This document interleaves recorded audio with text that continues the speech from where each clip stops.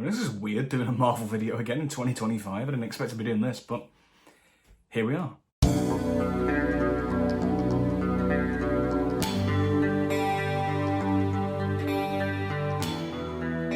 So yeah, I've not done a Marvel-related video or an MCU-related video specifically, because that's kind of what we're covering in this video. I've not covered the MCU in... It's been a few years, really. I actually checked through my channel. I think the last dedicated MCU video I made, that wasn't me just kind of mentioning a film in passing in a ranking or whatever, was I did a review of Doctor Strange 2 when that came out like 3 years ago now.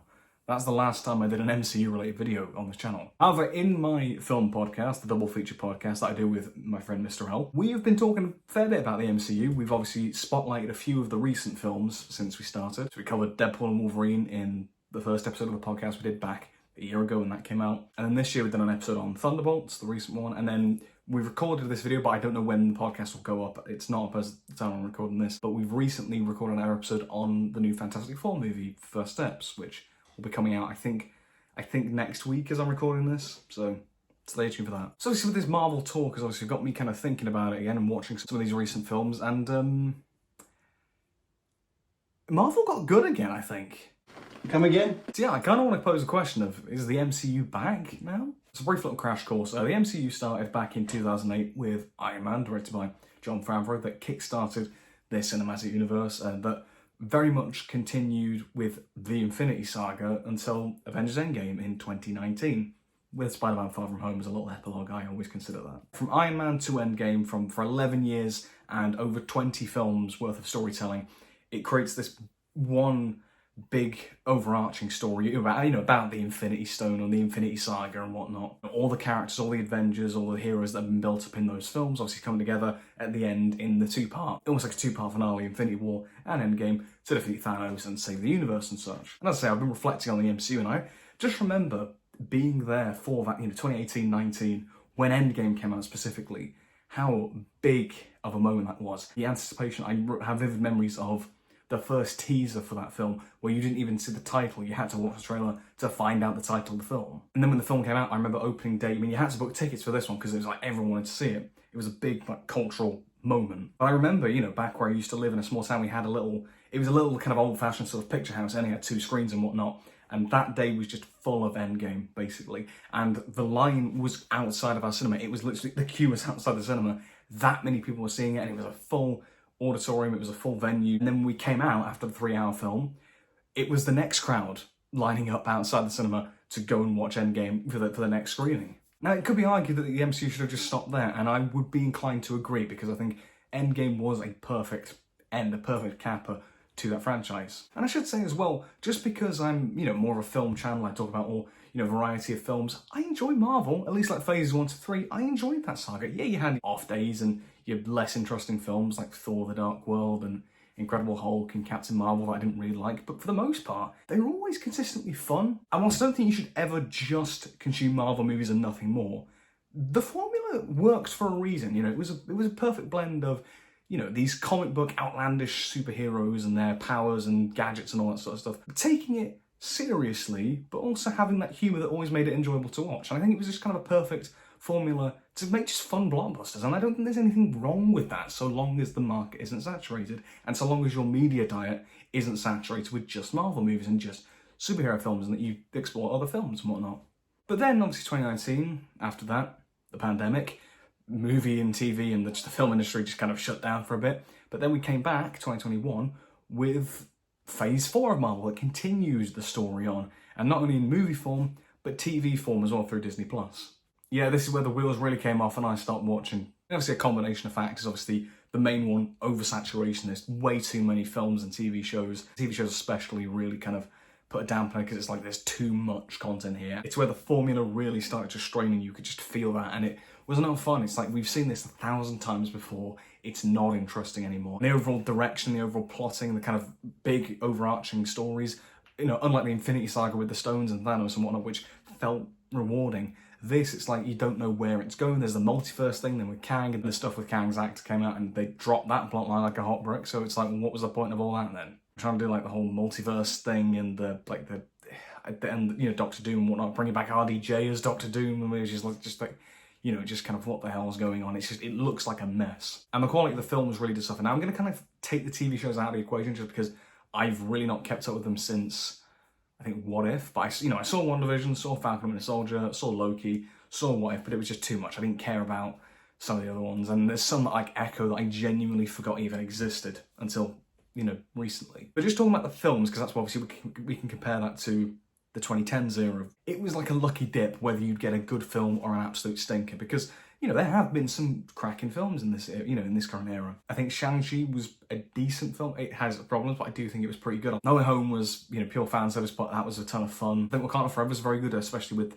the card they were dealt with Chadwick Boseman's passing. Guardians of the Galaxy 3 was probably the best of the post-Endgame era, one of the absolute best MCU films. I think it was genuinely fantastic. Deadpool and Wolverine was also very fun, and I obviously did the podcast on that, but, you know, even though it was, again, a bit fan-servicey, a bit shallow, it was very entertaining. But then you had your absolute stinkers. You had some really forgettable films, like Black Widow, which is just, Eternals, which was just, like, too much and just too ambitious and just didn't work at all. You have Thor Love and Thunder, which was an absolute embarrassment and is, for me, the worst MCU film. Even something like Doctor Strange 2, which I think has some great elements from Sam Raimi. You feel the, you know, the kind of studio filmmaking, the kind of, you know, directed by committee, as I've heard some people talk about it. Or it just feels soulless filmmaking and like factory filmmaking, just relying on that formula, you know, fixing it in rewrites and reshoots and just like, it's just a mess. There's no clear vision and whatnot.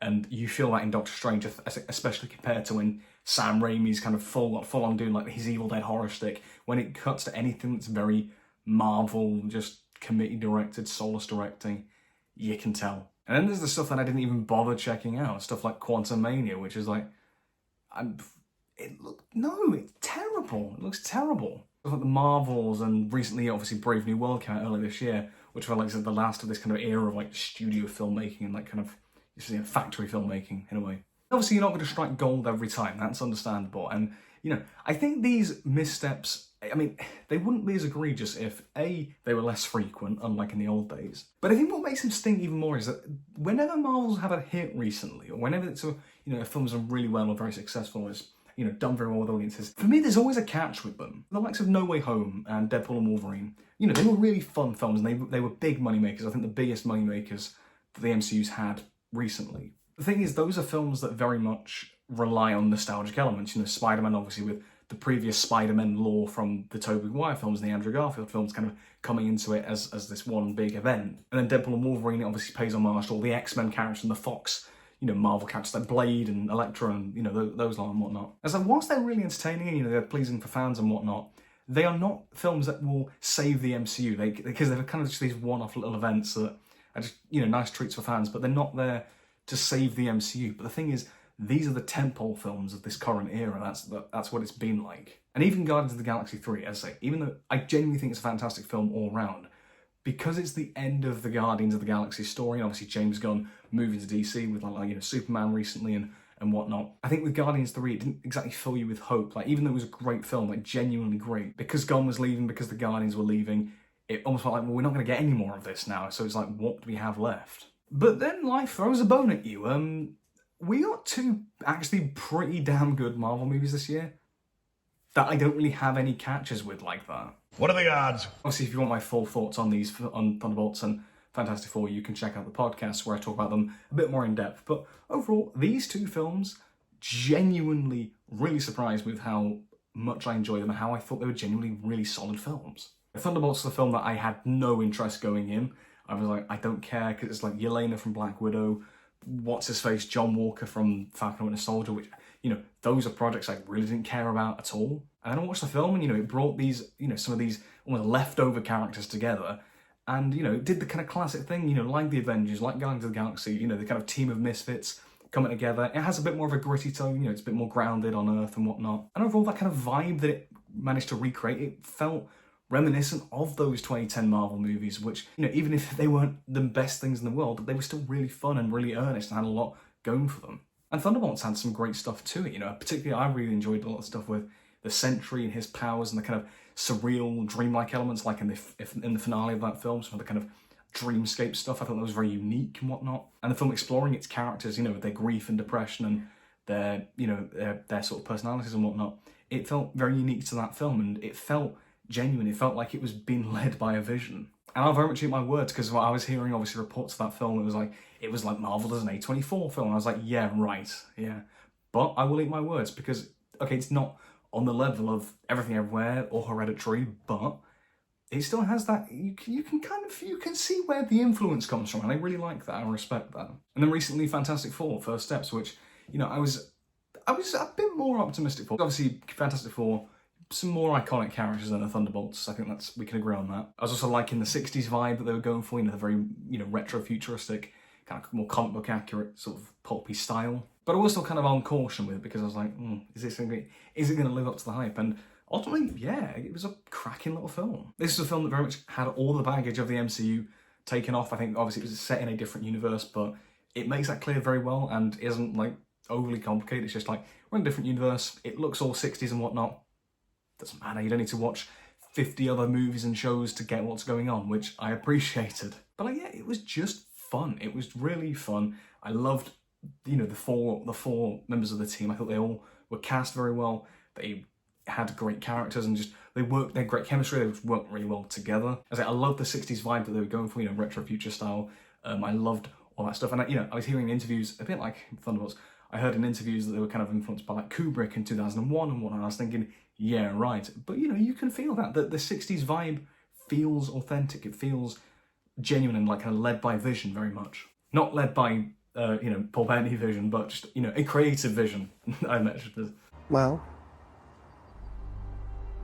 I was born yesterday. Say it wasn't the deepest thing in the world. It was just fun, you know, decent villain, you know, decent action scenes, but it also had that heart, you know, especially with the family dynamic and, you know, Sue and Reed's child and whatnot. It was just fun, had heart, and again, it really felt like one of those 2010s Marvel movies, but with its own unique thing, a bit like Thunderbolts. That's the thing, there's no catch with these films. It's not like it's like a, yeah, it was great, but it was a bit fan servicey and a bit kind of like that, or yeah, it was great, but the Fantastic Four aren't going to be in the rest of the MCU, so may as well not get our hopes up. No, these films, on their own merits, were just great films, in my opinion. I think some of the upcoming projects are kind of interesting in terms of movies and whatnot, but we've got Spider-Man Brand New Day. They've been filming that recently in Glasgow, which is kind of funny. I've seen some videos of that, like, online, that's just kind of made me laugh. Then, of course, the Avengers duology with Doomsday and Secret Wars. Have I got that right? Either way, the next Avengers duology, which I think is meant to, like, reset the universe or whatever, I don't know. But either way, even some of these actual plot strands, like stuff like Doctor Doom, which I was like, oh god, no, not this, you know. I think at the minute, because they seem to be like taking a step back, not rushing out content and just kind of going quality over quantity, you know, we've got to wait a whole year for Spider-Man, you know, and these films aren't being as rushed as they were. I'm going to go in a bit more optimistic now, I think.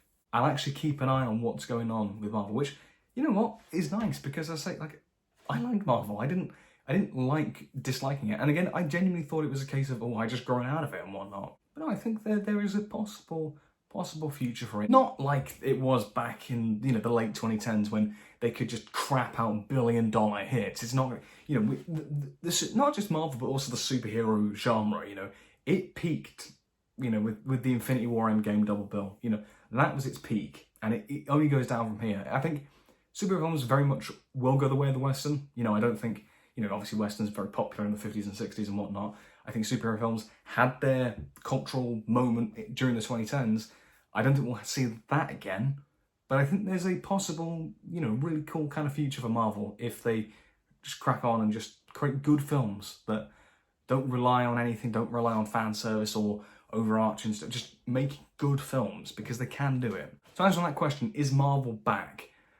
The box office numbers might say a different story, because both Thunderbolts and Fantastic Four haven't done exceptionally well, but in terms of the actual content of the films, it's possible. And I think the more good word of mouth comes about, you know, Thunderbolts got good word of mouth, Fantastic Four did, it might start a snowball effect, who knows? But that was just my rambling of you know, what I think of Marvel at the minute. It was nice to not have to crap on Marvel and actually, you know, praising it for some of the good it's done recently. It's been good, because it's been making me think, you know, quite fondly back of, you know, watching through the old Phase 1 3 films, and it's like, I really enjoyed them, and it's like, I wish, you know, I just enjoy them and whatnot, so it's nice to talk about them in positive lights again. What do you think? Have you seen any of the recent Marvel projects, and if you have, what do you think of them? Do you think that Marvel is back? Are you a bit more cynical like I was, you know, let me know that in the comments below. And if you haven't, go check out Thunderbolts, go check out Fantastic Four if you want, because I think they're pretty good. And they did, you know, I genuinely do. You know, I genuinely do. So with that said, like, subscribe, comment all your thoughts on this topic below.